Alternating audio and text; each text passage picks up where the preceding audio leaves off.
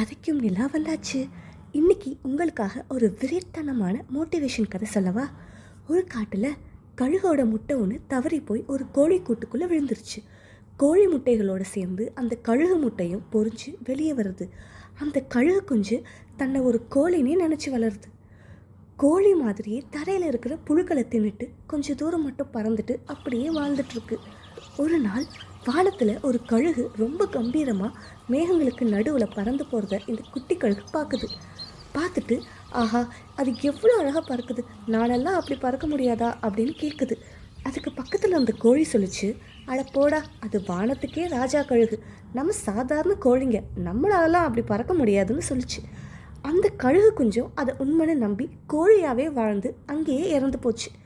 நம்மள பல பேரும் இப்படி தான், நமக்குள்ள வானத்தையே தொடுற அளவுக்கு திறமை இருக்கும்.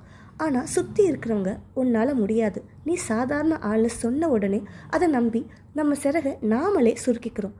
மற்றவங்க சொல்கிறத நம்பாதீங்க. நீங்கள் கோழி இல்லை, வானத்தையே ஆள போகிற கழுகு. இந்த வாரம் செம கெத்தாக பறக்க ரெடியாகுங்க. இந்த நிலா சொல்கிறத உண்மை, நீங்கள் சாதிப்பீங்க. டாடா.